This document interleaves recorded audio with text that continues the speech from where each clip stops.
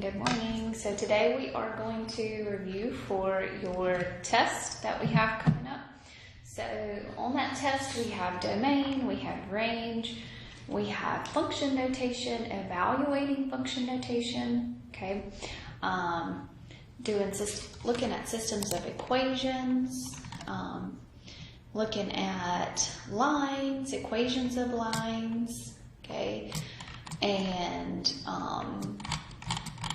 oh yeah, all that fun stuff. I'm looking at it right now. So we've got lots of stuff on our test that we need to review. So we did a pretty good review, I feel like, a few weeks ago. So this is going to be, this is going to be every little topic that we covered. So if you need a good review, then go back to maybe those videos that we had last Thursday and Friday, if you need anything. Okay? So we're first going to look at domain and range, okay? So domain is what your x values can be, okay? And your range is then what your y values are. Okay, so if you are given a set of ordered pairs here, okay, the domain of what is given to you is a list of all of the x values.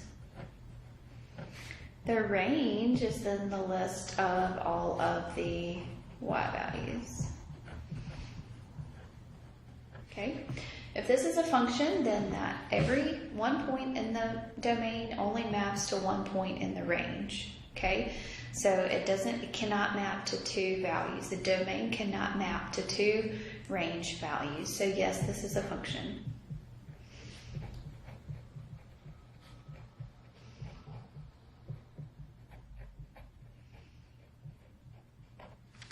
Okay. It is definitely one-to-one.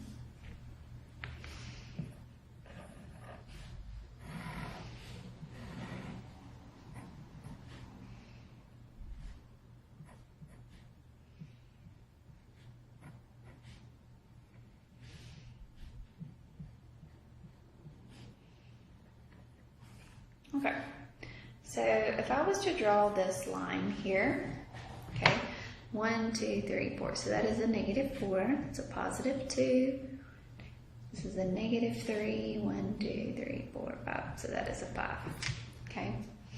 If I wanted to look at the domain, looking at the domain, we're looking at our x values that we have.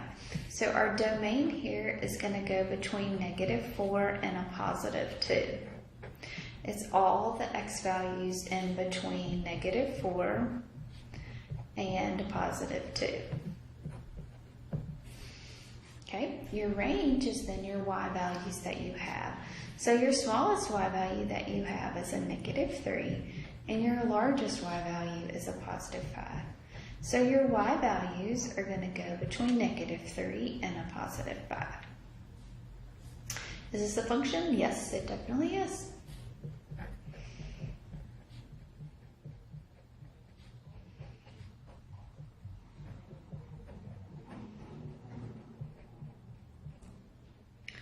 Okay, so function notation. So we are going to let f of x be equal to -4x plus a 1, okay? And I want to find f of -2, f of 4, f of x plus 2, okay? I want to evaluate it at all of those, okay? So here we've got a function -4x plus a 1. So now I want to evaluate f of 2, or f of -2, I'm sorry. So that means everywhere I see a x, I am not going to have an x anymore, but I'm going to have a -2. So -4 times a -2 is going to be a +8. 8 plus a 1, which gives you a 9. Okay.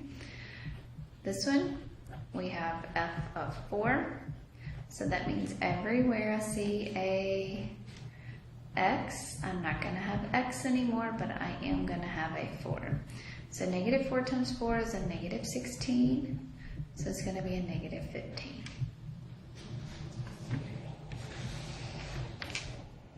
Last one here, f of x plus 2. So that means that I'm going to have a negative 4 times, instead of an x, I'm going to be plugging in an x plus 2 for there. So negative 4 times x is a negative 4x. Negative 4 times 2 is a negative 8. So now I'm going to combine my like terms. So I'm going to have a negative 4x minus a 7. Okay.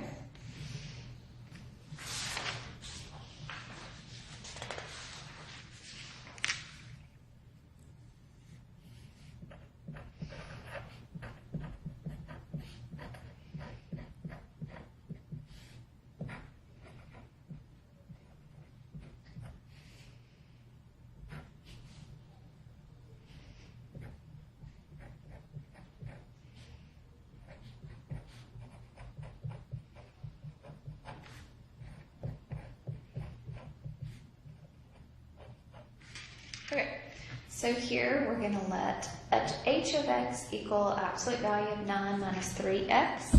Okay, I want to find x here when f of x is equal to 39.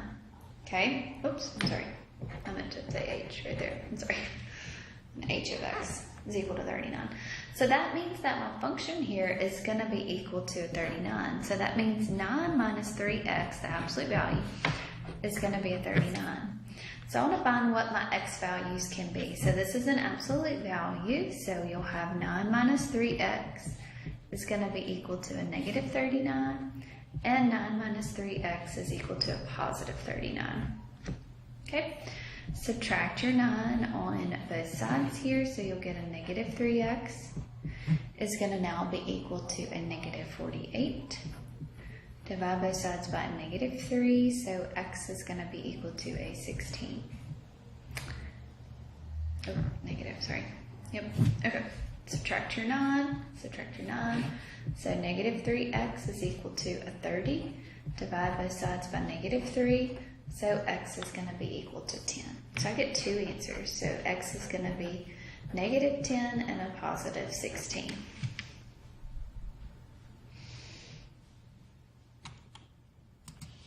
Okay, so changing from forms over. Okay, so if I wanted to write this in standard form,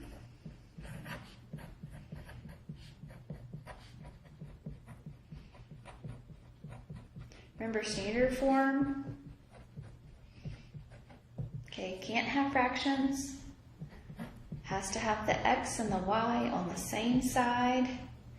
And your x cannot be negative. So the coefficient in front of your x cannot be negative. Okay, so if I wanted to solve for or put in standard form, the first thing, add 2/3 x to both sides. So then I'm going to get a 2/3 x plus a y is equal to 3. But I still have a fraction there, so I'm going to multiply everything by that denominator. Okay?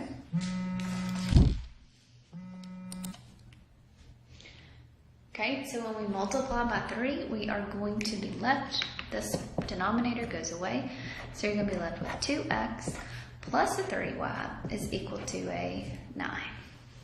Okay? Way to check yourself is to solve this equation back for y. Okay? Alright, so what if I wanted to graph by putting in slope-intercept form?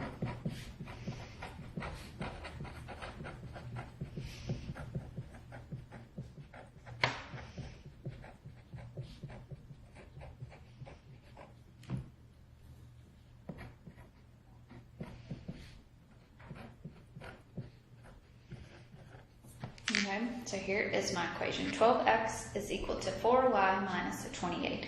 So if I wanted to graph this by putting in slope-intercept form, then I would need to solve this equation for y. So I need to move this 28 to the other side. So I would have 12x plus a 28 is equal to a 4y. Divide both sides by 4, right? So you're going to get a 3x plus 28 divided by 4, which is a 7, is equal to a y. Or y equals, remember you can flip it around, make it symmetric there. Didn't really change anything.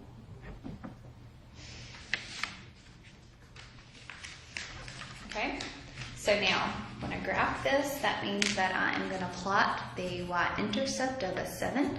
So go up 1, 2, 3, 4, 5, 6, 7.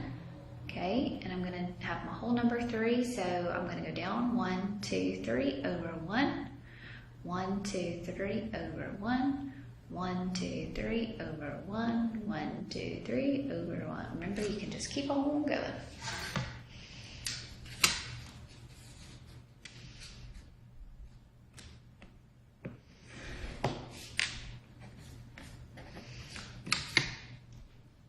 Okay. Alrighty.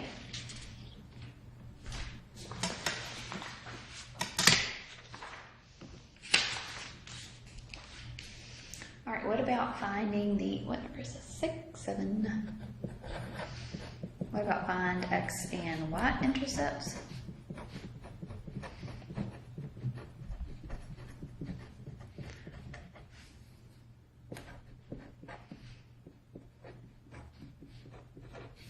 Okay, so if I wanted to find the x and y intercept, so for the x-intercept, you let y equal a 0 and solve. So you're going to have 2x minus 5 times 0 is equal to 10. So 2x is equal to 10, so x is going to be at 5. So your x-intercept is going to be 5, 0. Your y-intercept is when you let x equal 0. So you'll have 2 times 0 minus 5y is equal to 10. So negative 5y is equal to 10, so y is going to be equal to a negative 2. So the y-intercept is going to be 0, negative 2. Okay? All right.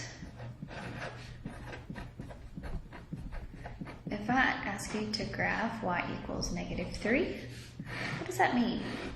That means at y, we're going to go down to negative 3, and I'm not moving left or right or anything, so it's going to be a horizontal line at y equals negative 3. Okay? The slope of that line is 0. If I asked you to graph x equals 4, that means on the x-axis you'll go over to 4, and you're not going to move any type of direction, and this will be a vertical line at that point. So the slope of this line is undefined. Okay?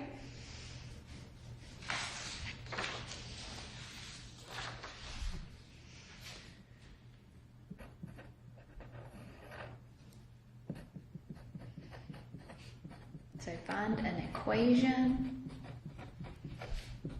that passes through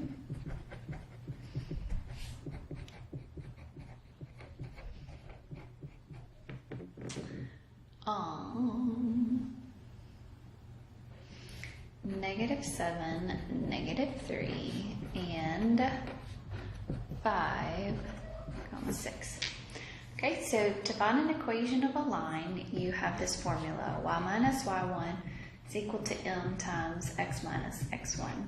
That's your equation of a line. So you need to know your slope. Here, all I know is 2 ordered pairs. So the first thing that I would have to find here is going to be my slope. So x1, y1, x2, y2. So your slope formula is y2 minus y1 all over x2 minus x1. So your y2 is 6 minus a negative 3 all over 5 minus a negative 7. Okay, so that's a 9 over a 12. So that can reduce to a 3 over a 4. Okay.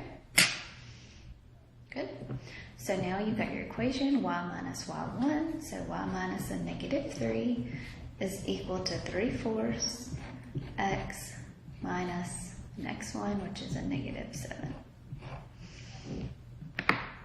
Okay, so these are going to be y plus a 3, and inside there, same thing, x plus a 7. Distribute, so y plus a 3 is equal to 3/4 x plus 3 times 7 is a 21/4. Subtract your 3, so you'll get y equals 3/4 x plus 21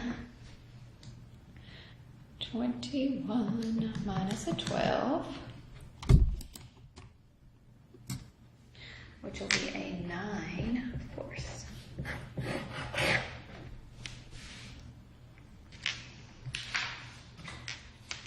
So when you're finding an equation of a line, you have to know your a point on the line, and you have to know your slope. If you don't know your slope, then you are going to have to find it.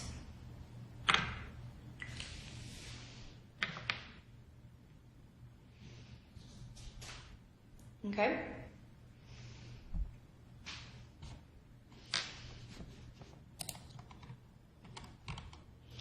All right, so that is the first part of the review. I'm looking. Okay, so that is going to be the first. It's going to be our talking point for the review. So on Monday, we'll finish up reviewing. Okay, so we'll review again and have our test on Tuesday. So finish working on that review and feel comfortable with everything that we've done so far. So we'll review again on Monday and then have our test on Tuesday. All right, y'all have a great day and a great weekend.